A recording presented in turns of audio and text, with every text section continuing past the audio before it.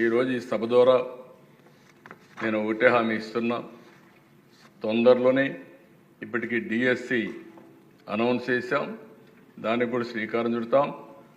రాబోయే సంవత్సరం 16,384 ఉద్యోగాలు ఏవైతే చెప్పామో రిక్రూట్ చేసి ట్రైన్ చేసి పోస్టింగ్స్ ఇచ్చి పాఠశాలలు ఓపెన్ చేస్తామని చెప్పి కూడా నిరుద్యోగులందరికీ హామీ ఇస్తున్నాం. దానికి కూడా శ్రీకారం చుడుతున్నాం.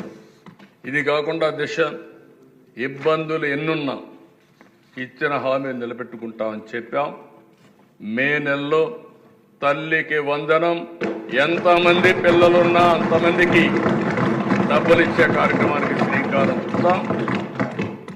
ఆ కార్యక్రమాన్ని కూడా ముందుకు తీసుకెళ్తాం.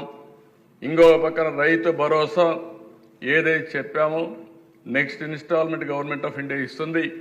దాంతో జమ చేసి 3 ఇన్స్టాల్మెంట్స్లో ప్రతి ఒక్క రైతుకు కూడా రైతు భరోసా కింద 20,000 చెప్పాం. దాన్ని ఫుల్ఫిల్ చేస్తామని చెప్పి కూడా నేను మీకు తెలియజేసుకుంటున్నాను.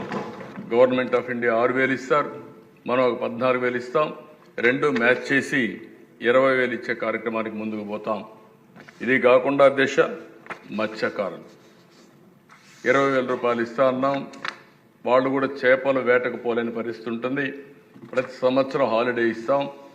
ఆ హాలిడే సమయం ముందుగానే వాళ్ళకి ఇవ్వాల్సిన 20,000 కూడా వాళ్ళకు ఆర్థిక సహాయం చేసి వాళ్ళను కూడా ఆదుకుంటామని చెప్పి ఈ సభ ద్వారా తెలియజేస్తున్నా.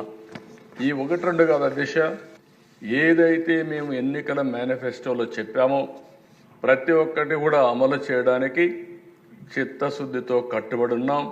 అన్ని విధాల ప్రయత్నం చేస్తామని చెప్పి కూడా ఈ సభ ద్వారా ప్రజలందరికీ విజ్ఞప్తి చేస్తున్నాను.